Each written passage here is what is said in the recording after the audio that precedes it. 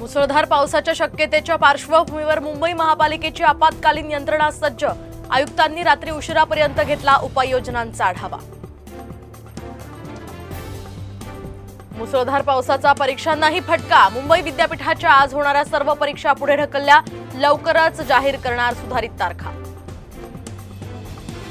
मुंबई तिन्ही मार्गावरच्या लोकल सुरू। हार्बर, मध्य आणि पश्चिम रेल्वे आता सुरळीत। घाटकोपर होर्डिंग दुर्घटना प्रकरणामध्ये निलंबित आयपीएस अधिकारी कैसर खालिद यांच्या अडचणीत वाढ होण्याची शक्यता। खासगी तक्रारीवरून खालिद यांची एसीबी कडून चौकशी सुरू।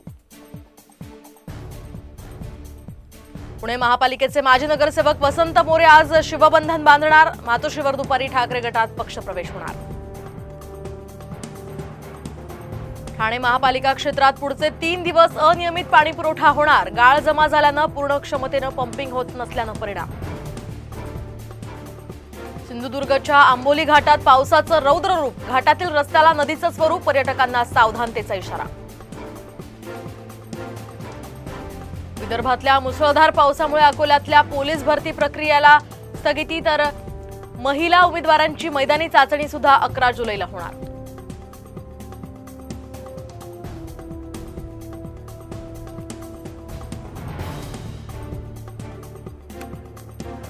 चंद्रकांत खैरेंसह 10 जण विधानसभा निवडणूक लढवण्यास इच्छुक। भागवत कराडांचा दावा। विधानसभा निवडणुकीपूर्वी बडे नेते भाजपात येणार असल्याचंही विधान।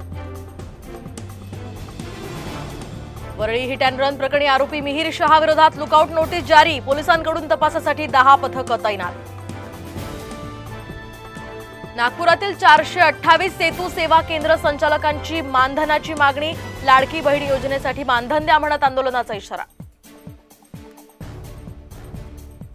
नांदेडमधील रॅलीतून पुन्हा एकदा जरांगेंचा सत्ताधाऱ्यांवर निशाणा। भुजबळांचं ऐकून फडणवीसांनी मराठ्यांचं वाटोळं करू नये। नांदेडमध्ये जरांगेंचं जंगी स्वागत।